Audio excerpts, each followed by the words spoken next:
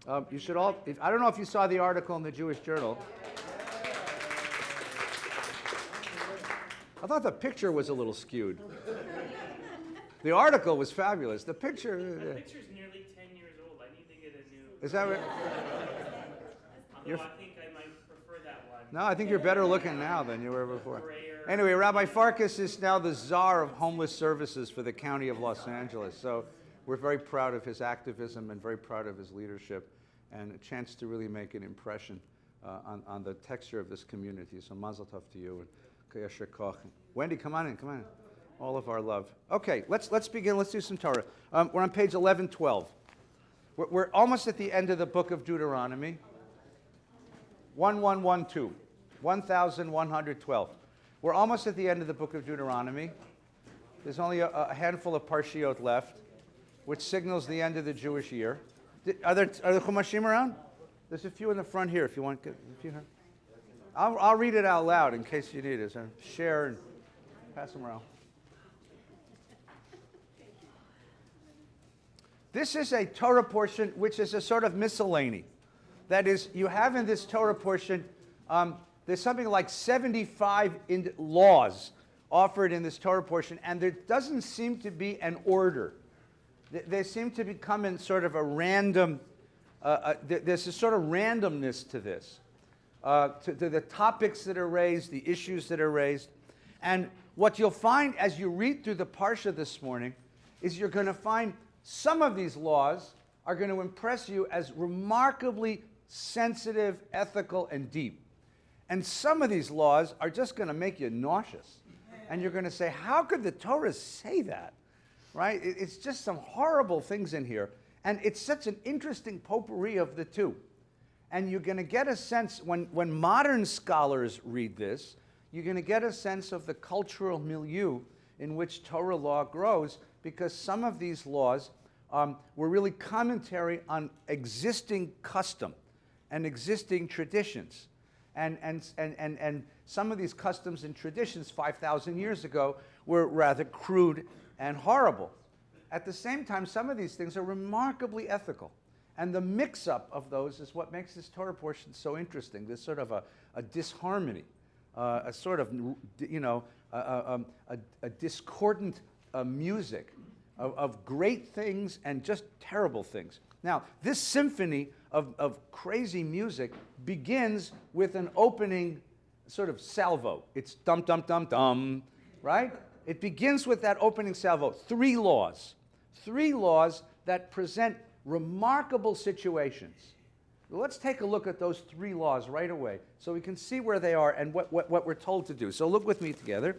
Ki Teitzei lemilchama al oivecha. When you go out to war against your enemies, v'natno Adonai Elohecha biyadecha v'shavita shivio. When you take the field against your enemies, the field, when you go out to war is what it says.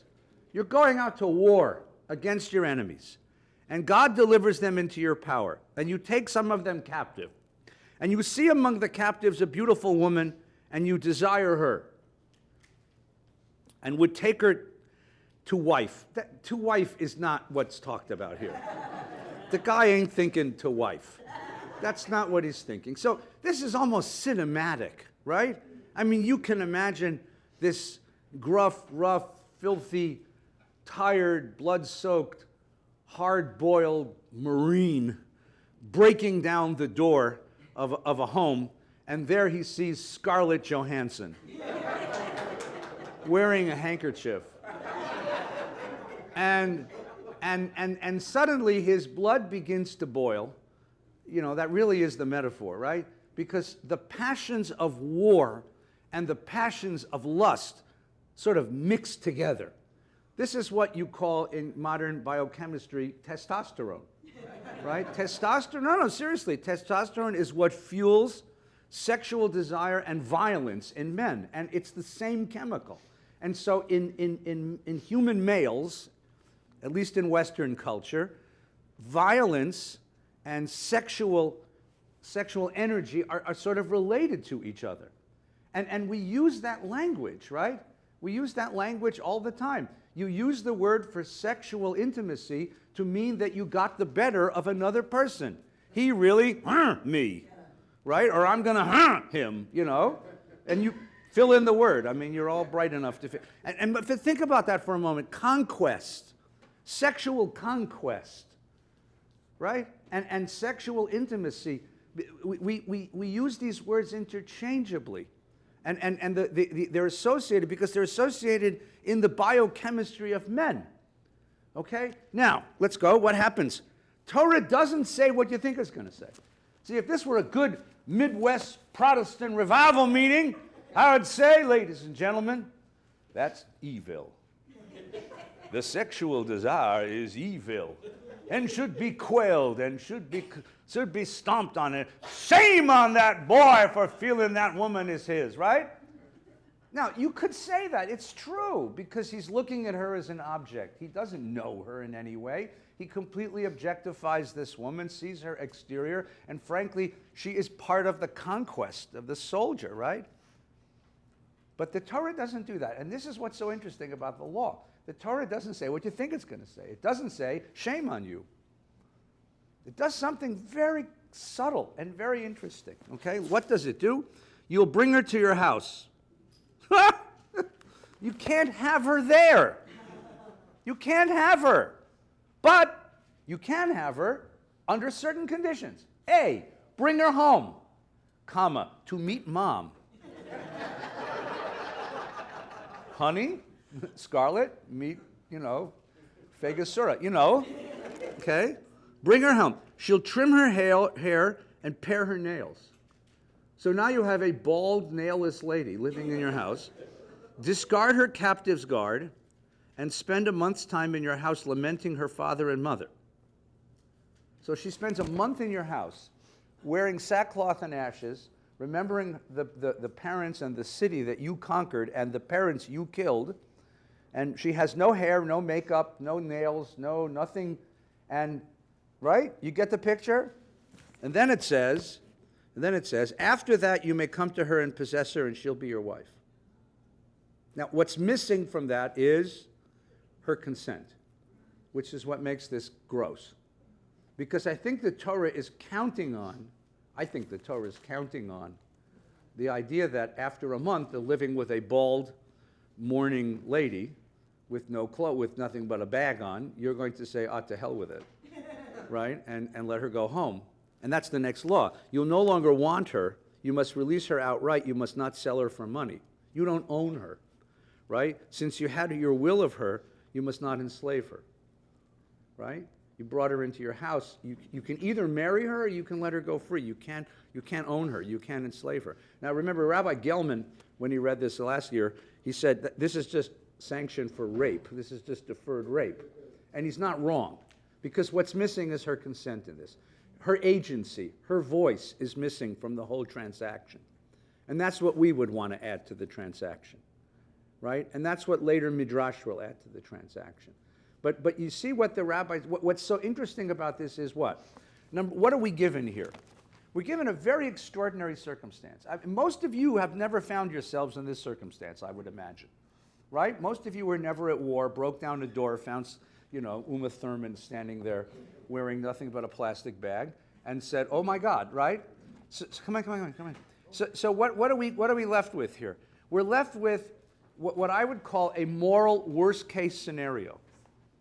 What's a worst-case scenario? When you're trying to establish a moral fact, one of the ways that you do it is by asking yourself, what's the worst thing that could happen? So if I have the worst-case scenario of moral discretion, what would it be? Warfare. In warfare, anything goes, right? In warfare, there are no rules, especially in warfare like this, because and what's so interesting about this is that the moral problem that comes with warfare is not if you lose, but if you win. Right? If you lose, you have other problems. But here you have a problem if you win.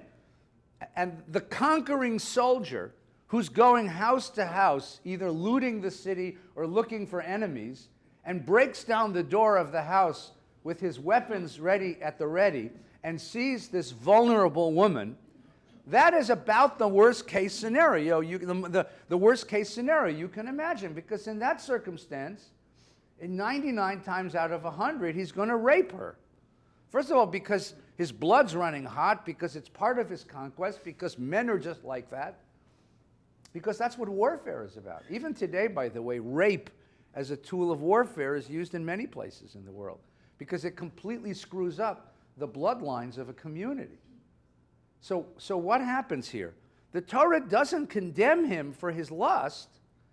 It sort of channels it in a certain way. It says, okay, you can have her, but only after a month, only after you've brought her home, introduced her to mom, let her mourn her parents. In other words, you really have to get to know her as a person in her worst circumstances, and then what's missing there is her consent. That's what's missing. And then. So that what the Torah does is take that worst case scenario. Okay, now that's case number one. Keep that case in mind. Now we're going to go, come on. Worst case scenario number two, right? If warfare is the worst case scenario, what's the second worst case scenario for moral discretion? That's right, the Jewish family. My Seder table. Because who's sitting at the Seder table? Not the people you invited, not your best friends, not your colleagues and associates at work, not interesting people you met in the community, family. And you know, everyone has family they love, and then there's all those other people. And they're sitting at the table. I mean, family is a wonderful ideal. Oh, family, right? But we all know that everyone has someone in their family that, can I say, right? So family as a moral worst case scenario. Now, why? You just got it? You're not paying attention here? Why is family the moral worst case scenario? Because you got to live with these people, right? And what happens when and in a family, what happens? You're so close together, you're so tight, and your emotions are so raw in family, right? So here's the second one. You ready? If a man has two wives, already that's ridiculous. I mean, and by the way, parallel that to the first one. The first one starts, Ki Teitzei milchama. If you go out to war. The second one, if a guy has two wives. That's good. I mean, you see what the Torah is trying to tell you? Now, polygamy was quickly abandoned by the Jewish community, most places, in at least in European communities, for this very reason. For this very reason. Because you bring two women into the household, Ki Teitzei milchama, it's like war, right? It's inevitable, right? One loved and the other unloved. That sound familiar? Yeah. Who is that? Jacob, right. Father Jacob. He ends up with Rachel and Leah. And by the way, as we talked about in many Middle Eastern cultures, it's very common for a guy, the first wife is the one that was arranged by the family as a marriage of convenience. She provides a sustenance. She comes with wealth from her family, which he needs to get his career started, as it were, right? In Bedouin tribes, she's the daughter of the nearby tribe, and she comes with a flock of sheep, and that gets him going. That's the Moses story, right? He marries Zipporah, and he ends up being a shepherd. Well, where did he get those sheep? Those are the sheep that belong to Jethro. You marry into the family company, right? Right? So, you know, if I can marry my son to Bill Gates' daughter, right? He may not love her, but he's going to love the life, you know? And that's the first wife. That's the wife who's his peer, and that's the same age as he is. It's not the wife he desired, it's the life he desired, right? In Middle Eastern cultures, then, if the man then makes it, it is economically sustained, he then has the opportunity and the right to marry a younger woman who he takes for passion purposes. So the second one is younger, cuter, sweeter, more compliant, whatever, and she's the one that he desires. Does that sound familiar? That's the Leah Rachel story, right? Yeah. That happens in many nomadic cultures. Okay? Wife number one brings you a flock. Wife number two fulfills your fantasies, right? But that leaves a problem. What's the problem? Right? You end up with one loved and one unloved. And that Ki Teitzei milchama, that creates a tension in a household, right? But the firstborn is the son, and both have borne him sons. So which son is he going to favor? Joseph. Why is he going to favor Joseph? Because the kid of the wife of his passions, not the kid that's really the firstborn, which is going to create a tremendous problem in the family, a tremendous upheaval. His impulse is to love this one, but the other one really has the legal right to the inheritance. When he wills his property to his sons, he may not treat the firstborn of the son of the loved one in disregard of the son of the unloved one who is older. Instead, he must accept the firstborn son of the unloved one and allot him a double portion of all he possesses, since he is the first fruit of his vigor. His birthright is his due. Now, it's interesting hearing the Bible stand up for birthright when the whole book of Genesis is overturning birthright, right? If that were the case, we would be the sons and daughters of Abraham, Ishmael, and God knows who comes after him. Ishmael was the son of the unloved wife, right? Or not Isaac. And the same thing with, the same thing with Jacob and Rachel. You end up with the same problem. But you can see what the Torah is doing here. As in the first case, there is an impulse. And the Torah is trying to diminish that impulse and establish an order where that impulse is. You see the impulse? The impulse in number 1 is take the woman. Torah says you can't do that. Impulse number 2 is give the money, give my estate to the son of the one that I love. Torah says you can't do that either. Okay, Michael, yeah. I like what you said, but I think... Well, thank you. No, I think it's important. But I think there's also another aspect to this which is very important, the way the writers put it down. Yeah. And that is the first time when we see Jacob, Leah, and Rachel, Jacob is in love with Rachel. He wants Rachel. He thinks he's marrying Rachel. He is...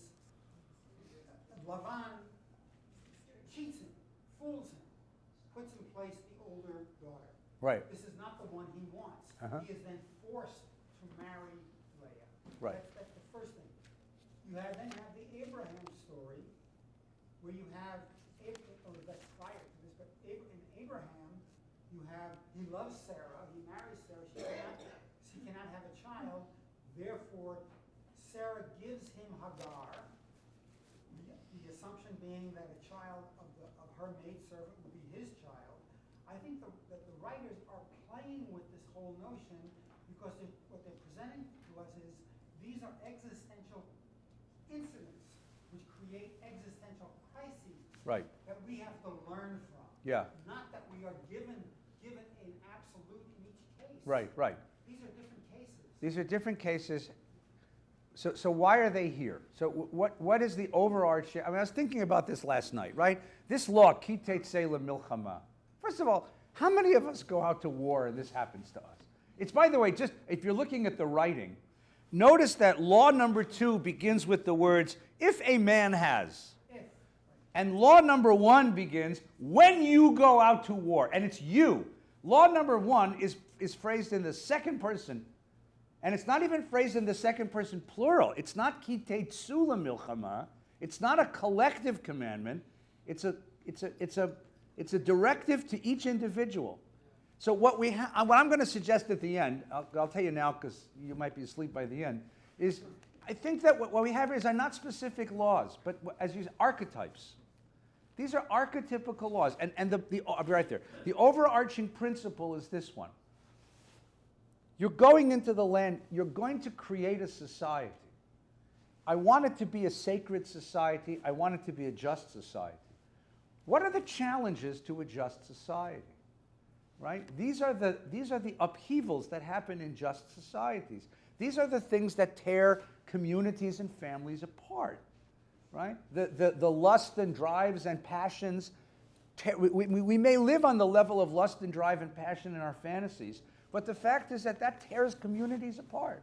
And learning how to make just decisions that go against our impulses, against our lusts and drives and passions, is part of learning to create a just society. Right? You remember, I'll give you a crazy off-the-wall example. There was a guy named Michael Dukakis who once ran for president. Does anybody remember him? Sure. Right? And he was, the reason he lost, besides the fact that he was a Democrat, the reason he lost was because he was asked in a debate by what's his name, Robinson of ABC News, you say you're against the death penalty. If your wife were raped and murdered and we caught the guy, wouldn't you want him put to death? And poor Michael Dukakis humped and fumped, you know, like the Harvard professor he was, right? And the whole country said, ugh. And you know the answer. What's the answer? Yes. The answer, yes, that's the answer is, you damn right I would want to do it myself. I wouldn't want to give him over to some state executioner who's going to give him a lethal injection. I want to get my fingers around that son of a gun's throat.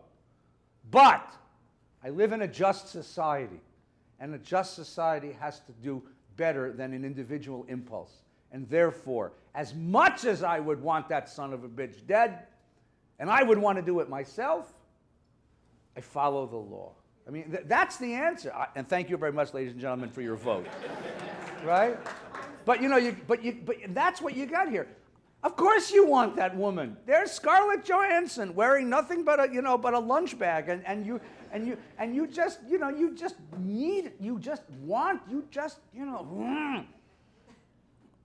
And we could take Gal Gadot. I don't know. Pick another one. Take another Jewish girl. Between Gal Gadot and Scarlett Johansson, you tell me we're not the chosen people, right? For God's sakes, this is the best reason to convert to Judaism I could think of. Right? Go see Wonder Woman and ask yourself if you wouldn't want to be part of us, you know? I mean, come on, for God's sake. But you see, so you say, but I want justice. I want to live in a world of justice. Yes, you're dying here, so. I was just really Jump in. Okay, I put it all like when I think the war is how am I going to find my identity in the world? Yeah. And that speaks to what you're saying. I want to kill this guy. Yeah. I wanna follow the law, and I think that that was also what you're speaking about romance, because romance is the commingling of two people, and you think I'm going to come and get what I want, but you think, well, part of getting what I want is the union. Yeah. And then I also want to say, Wait, no, don't stop. That was such a great idea. Yeah. I think that the first law, you know what it really is about? It's not about war. It's about sexual conquest. It's about whenever men mix up the testosterone of aggression with the testosterone of intimacy, and they think of women as objects of their desire that need to be conquered. I think that's what the Torah is really saying. And because what you're doing here is very interesting. There's one wonderful comment. There's a professor in Berkeley named Danny Boyarin, wonderful, interesting scholar, who says that the purpose of Torah is to turn men into mensches and to quell testosterone, to teach us to live in a society, to teach us to be gentle, to teach us to be compassionate, right? And that's what Jewish culture really is about. It's about the quelling of masculine aggression, okay? All right. The guy happens to be a terrible anti-Zionist because he thinks Israel is about Jewish aggression. well, But that's another story. Yeah, that's Berkeley, right? But this idea that I want to separate my aggressive impulses from my intimate impulses, and remember that the woman I'm facing is I desire her, but I desire her as a partner of intimacy, as you said, to come together as one, and not as somebody I'm overtaking and conquering, right? This is whenever I give dating advice to young men, this is what I try to tell them. They don't listen to me, but I try to tell them anyway. Like, make a friend first, Go ahead, the second thing you were going to say. The other point I want to say is I think you made this point too, but giving it the benefit of the doubt, it does leave it open that it's not necessarily rape. Because, when it says she'll spend a month's time in your house lamenting her father and mother, that's also part of identity. When Yes. you go out and form your own Right. family, Right. It's the reason why Rabbi Gelman says it's rape is because what's missing is her consent. She doesn't have a chance to say, no, I don't want to be your wife, right? That's what's missing, her agency. And it also takes time to say, I'm Angela, come in, from come in. being my father's daughter to being. Can I give you a hug? Of course. It's really good to see you. Good to see you. And she doesn't have agency. And when you take agency away from a human being, you violate a human being, right? And that's what's missing here, right? And we can recognize that's what's missing here. Yeah, please. Okay,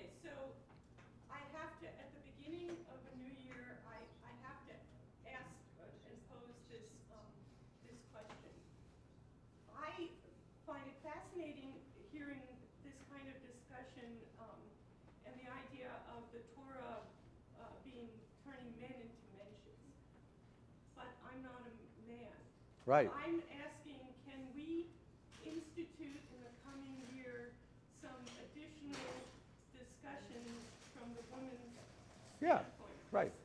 We spend a lot of time Hi, Reba, come in. um, Come in, dear. talking about it from the man's standpoint.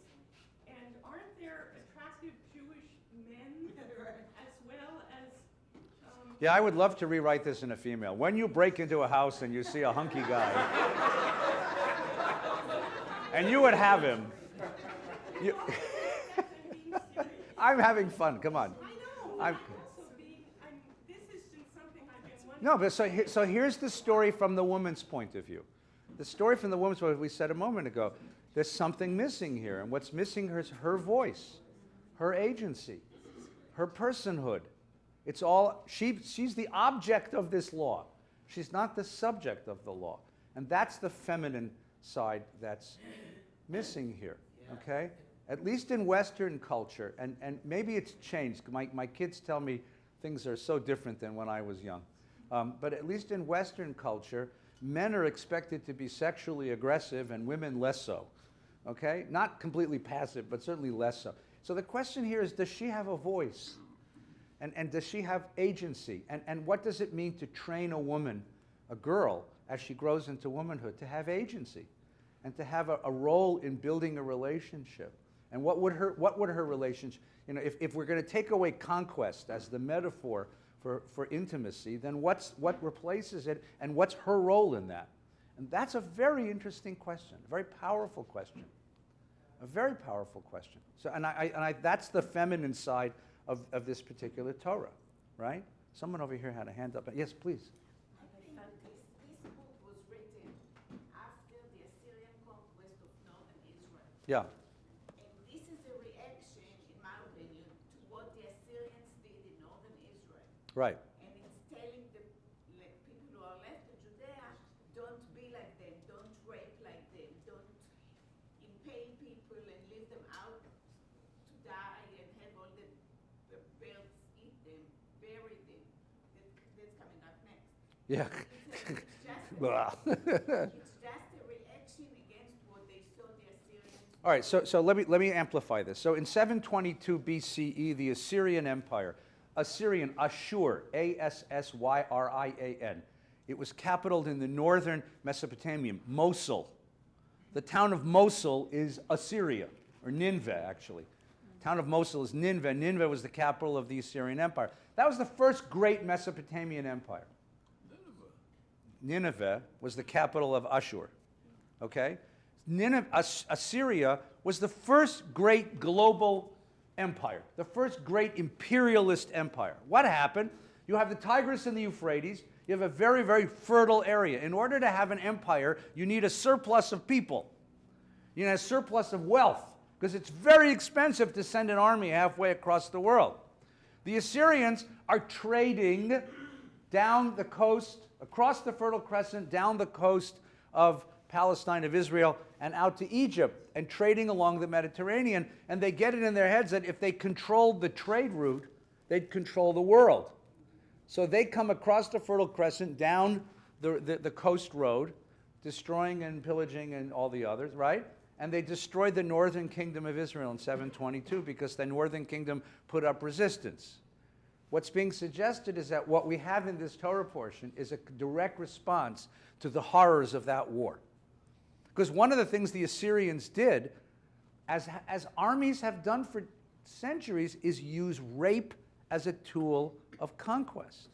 What does that mean? That means if you're Boko Haram and you want to really screw up Nigeria, you take the young women and you rape them, and then the children that are born don't belong to the tribes of the girls, right? They have no, all these young children that are born of those relationships have no place in the society. They have no ethnic ties in the society, and after a generation or two, you've completely decimated a sense of communal solidarity.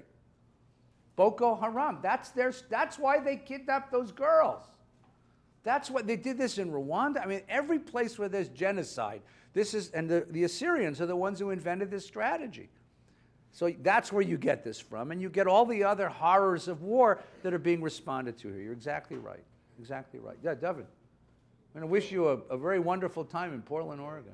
David's going to Portland, become a professor at Portland State for a semester. I honestly don't think that a war scenario is required in order to establish these rules and regulations. And the reason I'm saying that is because right now, Houston is facing, extraordinary catastrophic floods, which are making the entire community vulnerable. Yeah, yeah. And I was listening to an interview with the sheriff there, and there's great temptation, and that's not coming from testosterone. Yeah. It's coming from people who have lost everything, who are tempted to loot, Yeah. and they're going and stealing, in stores so that they can have food and whatever they need. So I think the analogy, what I'm seeing is a different kind of analogy about the temptation to possess something that doesn't really belong to you. Yeah. I mean, if we take it out of the sexual, Yeah. out of the war, and just put it into any kind of natural disaster or catastrophe, those impulses still exist. Yeah. Yeah. Correct, but the temptation is still there. Yeah. And law enforcement has to Yeah. remind Any place where civil order breaks down. And it's a very interesting point of view. It's a very interesting perspective because we live with a certain presumption of civil order. We live with a certain presumption of civil order. And anytime you even have a taste of the loss of that civil order, it is terrifying.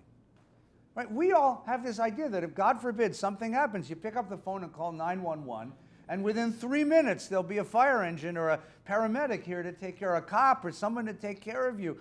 I mean, imagine what it's like to call 911 and you're put on hold for 45 minutes. You don't have to imagine it. Well, that's the idea. I mean, it's a... Did it really? Oh, yeah. I'm sorry. It's just, it's a hard, or, there's no civil order holding back the worst impulses of people to do the worst things. And that's the moral worst case scenario. And then the question is, what's your obligation in that circumstance? It's a very interesting point of view. Yeah, Douglas. Yeah, take one thing. Bacchus looked ridiculous in a tank. Well, that's another problem. But second, this first case scenario is real world, happens all the time in war. Read histories of World War II. What happened in Germany after Russia came back, and conquered Yeah, Germany. yeah. I mean, there are all these children that were born, after World War II that were the result of Russians raping Germans. Yeah. They were brutal. I Yeah. mean, this is real world stuff. Yeah, I know. Yeah, yeah. And so, number two is a hypothetical, and I wanted to, in the We're about to get to number 3, which is the worst of the 3, so keep going. why is Jacob never castigated for the double inheritance for Joseph? Why you don't read that anywhere in the Bible? That he's castigated for breaking the law? Well, why is he not called wrong for elevating? Because the book of Genesis has it out for primogeniture in general, right? No firstborn does well in Genesis. And part of that is the idea that the standards change when you're dealing with a God who's active in history, right? I mean, Esau is the firstborn, right? Ishmael's the firstborn. No firstborn does well in the whole damn... Aaron is the firstborn. Find me a firstborn... Aaron gets the priesthood. King David, yeah, sop, I once asked this to a class. How long can you play second fiddle to your little brother? Randy Zuckerberg was in the class. That's Zuckerberg's younger sister. She was the number 2 person at the Facebook for a while. She said, yeah, I know what you mean, But this is the idea, is that no firstborn does well in the Bible, because the Bible is trying to overturn those kind of established things. But here you have a Torah which is concerned about, you have 2 wives, family, the tension in that household has got to be enormous. It's ki Teitzei milchama. You got to have like a daily war in that household. So there has to be a rule, otherwise they're going to kill each other. Look what happened in King David's household, right? They did kill each other. Absalom is the oldest one. He rebels, he gets killed, right? And then the next one, what's his name? Who's the second one? I forgot who. No, Solomon Solomon was the wife of the son of the wife of passion. Solomon is Yedidiah, the wife of the son of Bathsheba. The next one in Avi, what's his name? Adoniyahu. So he rises up and crowns himself king because he's the oldest, and he gets whooped, right?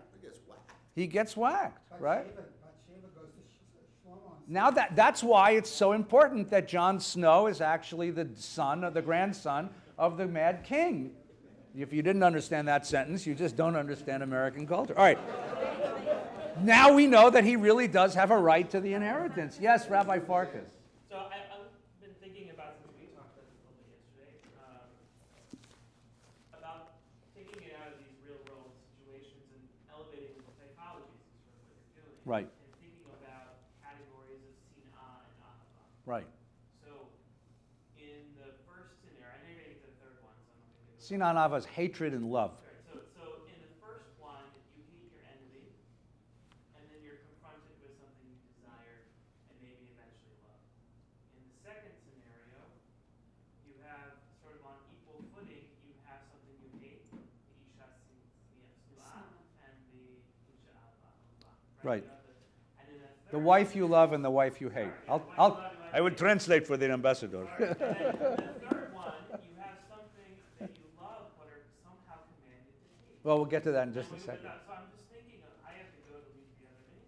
Yeah. But I'm just I'll get thinking to it quick. So. of that, and then I reflect on Leviticus 19, where in one sentence of each other it says, Lo tisna achicha b'levavcha, and at the end of that Don't it hate says- your neighbor, your brother in your heart. Right, and then in the end it says ve'ahavta l're'echa. You will love your neighbor. You love the other as yourself. One pasuk, one sentence. Right.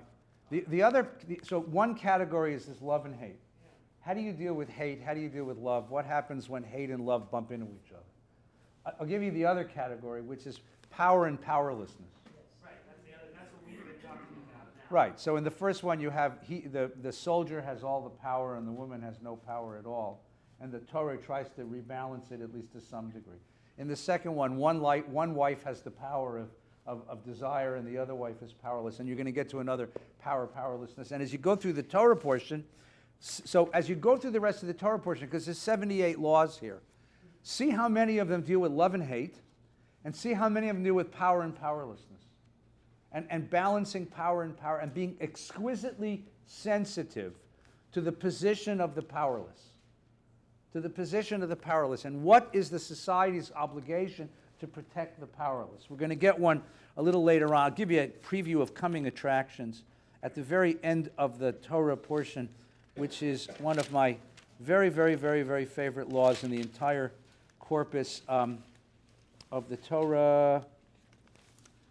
Oh, you get all this good labor law at the end here. All right, take a look at page 1130 really quickly, and then we'll come back to the Ben Sora Mora.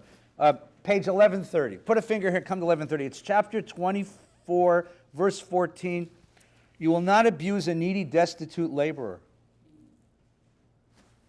whether a fellow countryman or a stranger. All right? Because that person has no way of redressing a grievance, right? You must pay wages on the same day. That's a great law. Think about that for a minute. The guy who's living hand to mouth, the guy whose paycheck goes to buying bread and milk for his kids, at the end of the day when he comes and says, pay me, and you say, come back tomorrow or come back Tuesday when payday, you can't do that. That's not acceptable in the Torah. Unless you're president. What? Shut up. I don't mean shut up. I'm sorry. I didn't mean that.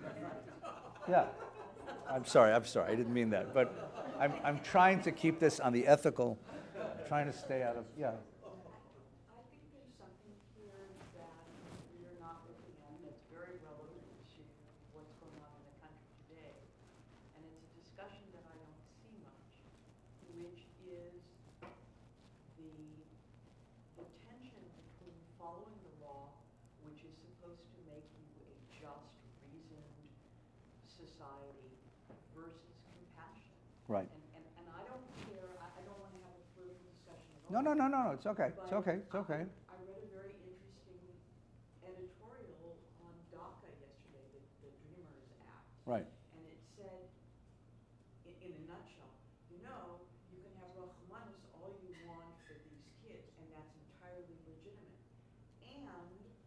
there is a legitimate legal argument that can be made that what President Obama did exceeded jurisdictionally the law, that he just could not do that legally. Right. And what is troublesome to me that I do not hear addressed, excuse me, in the temple, because I'm not a good Jew and I don't come enough, but, and I don't see it in the newspaper. You're a fine Jew, and it's good to have you here. Go ahead. No, but you know what I'm saying, is Let me do that, beat you up. That's not your job.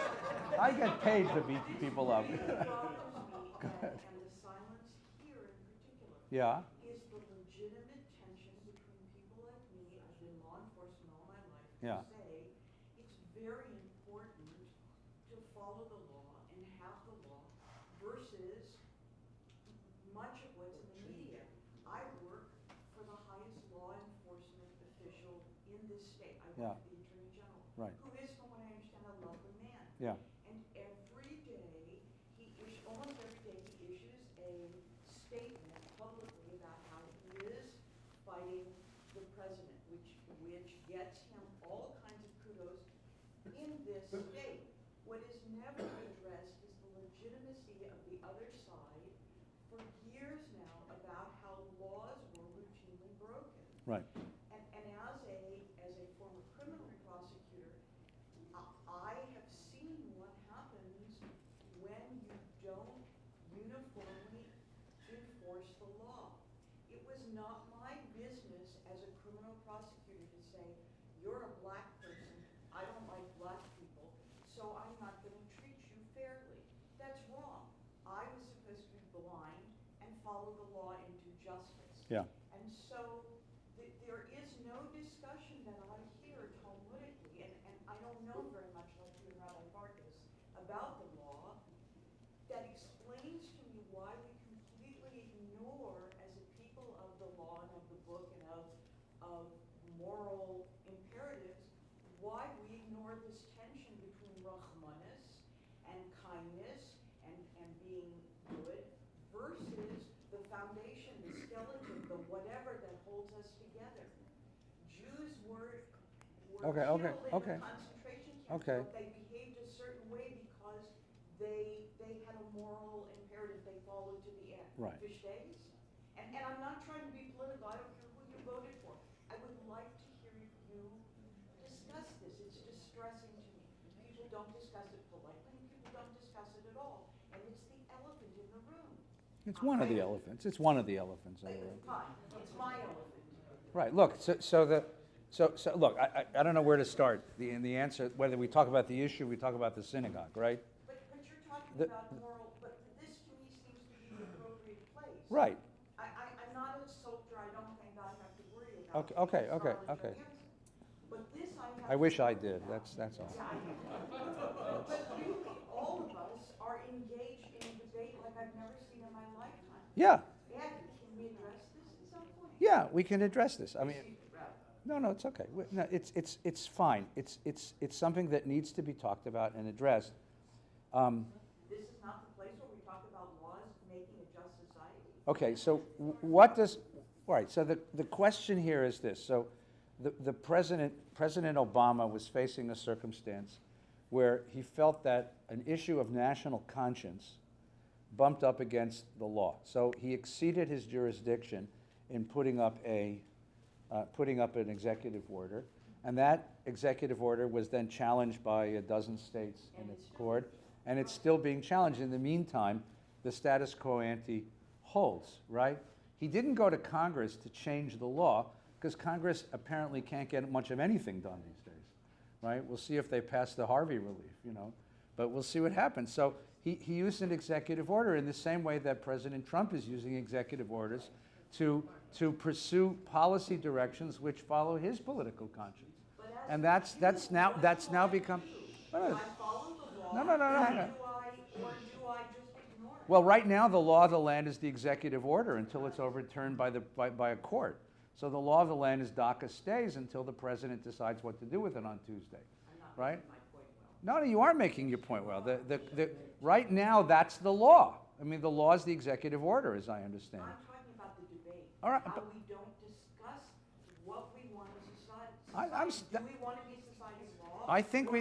or Well, but it's not a question of a society of law. It's not, it's a question really of, it's a question of law and conscience and the society you want to live in, right? And it is something we debate all the time, actually. It's something we've had conversations about all the time. Now, I'm caught in a very difficult position, all right? And here's the difficult position. I believe that the synagogue ought to be a center of political education. Because once upon a time, there were lots of places where people could go to learn about the issues of the day, to listen to engaging, rational thinking about the issues of the day, and to be able to form their own opinions. There once were lots of institutions, public libraries, the League of Women Voters, Democrat and Republican clubs, union clubs, all kinds of places. What's happened is those places have all basically stopped. And as I see it, there's very few places in our culture left doing what I call political education. What you end up with is the shrill voices of cable television. You end up with Rachel Maddow and Bill O'Reilly, or whoever's Tucker Carlson, right? Sorry? Hannity, right. You know, and those are shrill voices that don't give me what I think is a rational, an ability to really reflect on the political issues of the time. So it's been my opinion that the synagogue can take, and churches can take up that role. But we got to do it in a very careful way. We have to distinguish between our role as a religious institution, a communal institution of communal solidarity, and a political educational institution. So I try, and I know I don't succeed all the time. I know, I'll admit this. I try to keep my own political opinions off of the bima and in conversations where we can ask questions. Because the bima is a monologue. I mean, especially that bima, for God's sakes. It's, you know, standing 18 feet high with 5,000 watts of power, you can't answer me back. I can outshout you. But you know, where we can have a conversation. We brought people to the synagogue, and we're going to bring more people this year. I mean, people of the right and people of the left sort of have these conversations, and we have had these conversations. At least in the hallways of the shul, we've had these conversations. And politically, well, see, but here's the difference. All right, so let me give you the difference. So fundamentally, American law, the American Constitution, American law is based on an English liberal system, which imagines that the purpose of law is to protect citizens from the government and to protect citizens from each other. It imagines that citizens are independent monads, independent units floating around in the world, bumping into each other. And what law has to do is to govern the friction among us. You have a God-given right to drive 100 miles an hour down Ventura Boulevard. Now, the government comes in and says, the only problem is that if you're driving 100 miles down Ventura Boulevard and I'm crossing the street to get to the mailbox, there's going to be friction between us. So I'm going to set up a law that says you have to drive at 35 or 40 miles an hour and you have to stop at stoplights and let people cross the street, right? I have a right to cross the street when the thing says go, and you have a right to drive, you know, at 35 or 40 miles an hour when the thing says green. That's American law, okay? Jewish law is based on a completely different philosophical basis. Jewish law says we are all tied to each other. We are organically connected to each other. And therefore, law is not a question of my rights, it's a question of my responsibilities. Jewish law starts with the notion that you are responsible for your brother and your sister. You're responsible for the person who sits next to you. You're responsible for the person who's outside of our tribe. You're responsible for their well-being. Now, what's the extent of that responsibility? What's demanded of you in any particular moment of that responsibility? That's what the whole Torah law and Talmud is all about. But it starts with this notion of responsibility and the intimate connection among us. That's where Torah law is different than American law. That's where the whole presumption is American. I mean, Torah law is not about rights, it's about responsibilities. That is Okay? very helpful to me. Thank you. I'm glad you're happy. Because Let me, now I understand. so here you get a very different point of view, Okay. right? You get a very different point of view. Torah law also has, because Torah law was developed outside of the realm of sovereignty, which means we weren't running a country when we wrote this. So we could be a little theoretical, as you'll see in just a minute. So Torah law is based on this notion of, you know, it's a little dreamy, frankly, because it says, you know, all these kinds of things that you're supposed to do. And if you think about it in practice, you'd say, you can I really do that? But that's really the realm. Let me show you one example. I know you want to talk, Douglas. Give me just a second, okay? So look at page 1130. Let's jump over to page 1131. You will not subvert the rights of the stranger or the fatherless. Okay? You have an obligation to protect the stranger and the fatherless. That is the helpless. All right? Look at the next line. You'll not take a widow's garment in pawn. Remember, you were a slave in the land of Egypt. Now, that's the kind of little detail you'd overlook. But to me, it's such a juicy... There's a whole story. There's a whole movie in this. If anybody wants to make it, I'll sell you the rights. Who was she? She was a wealthy, well-off, well-connected, powerful lady. She was married to a guy with a lot of money. They lived in a big, beautiful house. They had art on the wall. On the walls, she had nice gowns and jewels. They sent their kids to private schools. She drove a nice car. And then he died. And he left behind, take your choice, a tax obligation, a criminal judgment, unfulfilled business obligations, and she lost it all. And so what does she do? She has to pay what she owes. So what does she do? So she empties the bank accounts. So she sells the art. So she sells the gowns. So she sells the jewels. So she pulls the kids out of private school and puts them in public school. She sells the cars. Eventually she moves out of the mansion and moves into some very small, modest place. And when she runs out of things to sell, what's the last thing she sells? Herself. Take the widow's garment in pawn. Think of that, right? Strip her naked. She wants to feed her children. She has no other means to do it. She sells her dignity as a woman. Torah says, you may not let a human being fall to that level of degradation God says, in my land. You're living in my house now. You may not let a human being fall to that level of degradation. You must make sure that doesn't happen. Now, how do you do that? It doesn't. We're going to get a law on next that tells you one piece of it, but it doesn't tell you how to do it. And this, I think, is one of the distinctions that I use.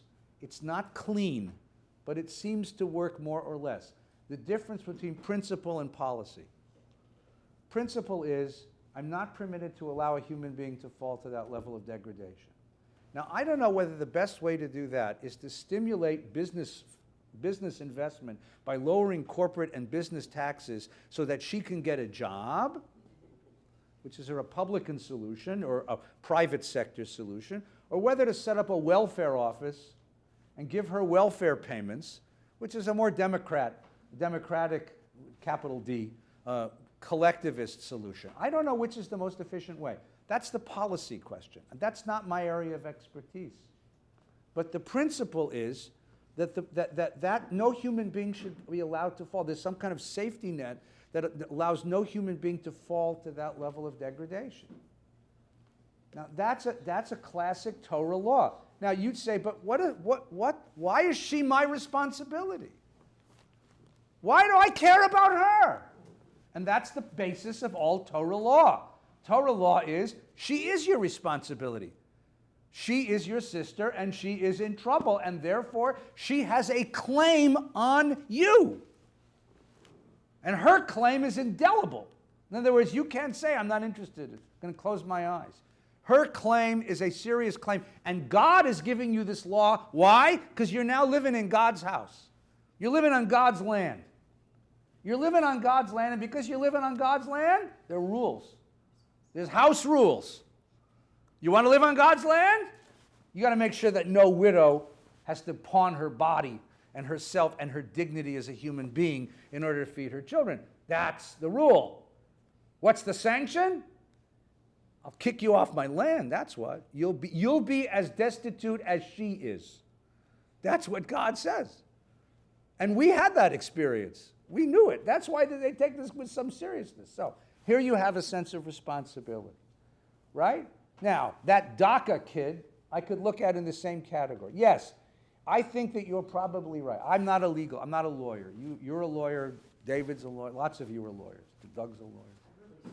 No. You're lawyers, and you can tell me whether whether in the legal opinion that executive order exceeds the jurisdiction of the President of the United States. I can't judge that, but I can tell you this. I feel for that kid because my ancestors snuck across the Canadian border from Winnipeg to Kenosha, Wisconsin, right? And you could apply the same law to me. You know, they want to, you know, and that kid that has never spent a day of his life in El Salvador and doesn't even speak good Spanish, and you're going to deport him to a country he's never, for what? And, you know, and I understand the need to set borders. I get that, but I have Rahmanas for that kid. Okay? So, and by the way, I do see the need for borders. I don't disagree with that. I'm no fan of Joe Arpaio. But I do know that a great deal of drugs come across that border and a great deal of criminality comes across that border, right? It's the Canadians I'm really worried about. And God only knows what comes across that border. Maple syrup, you know? I think we should build a wall across the top of the country and keep the damn Canadians out. But I think I'm hoping that that's what the president's going to say on Tuesday. He's going to say, I'll extend the executive order, but I'm going to create. We're going to enforce a border, and we don't have to put a wall, but there's better ways than doing it than a wall. All right, that's it. Let's start. That when you're in the country, you follow the law, not just the religion. Isn't there, or am I wrong about Yeah, that? Dina de Malchuta Dina. You have to follow the law of the country. Yeah, Douglas. You said this was written when we were not in sovereignty. Yeah, If you were an academic studying the Bible, Yeah. you would say that this was written at a time that we were during the Southern Kingdom in the 7th century. Yeah. So it was written while we were in sovereignty. well, not exactly. I mean, it was written, it was put together. It was written, some of this was written while we had a kingdom. And much of this, but see, the book of Deuteronomy typically is understood to come from the prophets. This is like the law according to the New York Times editorial page. This is not written by the king, okay? This was written by the prophets, and the prophets were the great ethical critics of the community. So this is the ideology of the prophets, okay? This is sort of, your friend Dennis Prager's like worst nightmare. America governed by the editors of the New York Times, right? Right, but that's sort of what the book of Deuteronomy, this is the prophet's vision of what should have been. And it didn't become part of Torah until we lost the land, and the community came and said, why did we lose the land? And the prophet said, because you didn't aspire to what should have been. Now let me finish with this idea, because it's late and we didn't even get to the third law, we only got to 2. I think that aspiration matters. You're exactly right, there's law, but there's also collective aspiration. And I think that one of the things that I think is really, that the Torah is trying to tell you is, yes, it's the real politic and the real life of a community is so difficult. It's tense, it's fraught. There's clashing claims. But you know, part of that is, what do you aspire to? I mean, part of the great question of America, America has always been a community of aspiration, right? To create a more perfect union. That's a beautiful phrase, a more perfect union, which means every generation is trying to figure out, how do you get a little closer to Jefferson's ideal, right? As much as I think Hamilton's a great show, I really wish he would have written Jefferson. Between you and me, right? I think he's a much more interesting guy. But that's, what am I to tell Lin-Manuel what to write, right? But here's the point. We are a culture of aspiration. This is a book of aspiration. You may never get to do this, but this is what you're intended to aspire toward. And aspiration matters, because if this is what your goal is, if this is your vision, if this is what I'm reaching for, it can be a very different society. A very different society, right? And I'm waiting. I hope that voice returns to America, right? You know what? I'll get a hat that says "Make America Great Again," if I hear in that greatness not just trade treaties, but really an aspiration to the kind of society we want to share with our kids. That really is right, you know. And I want to hear I want to hear America of aspiration again. And that's what this book is. This is a book of. So the question is, what kind of society do you want to live in? What should it be? The prophets looked and said, what should we be? That's what Rabbi Schulweis said, always used to say that the question isn't what is, it's what ought to be. And that's what the book of Deuteronomy really is. And ladies and gentlemen, we got 2 laws down. We only have 75 more to go. Next week, we're going to do a little Pesach, a little Kitavo ala Aretz, and the week after, we're going to get ready for Rosh Hashanah. Come join us for the Bar Mitzvah. Shabbat Shalom. Good distractions this week. I wish you would, I really wanted to hear about why you get long life for this sharping away a bird. I tried to get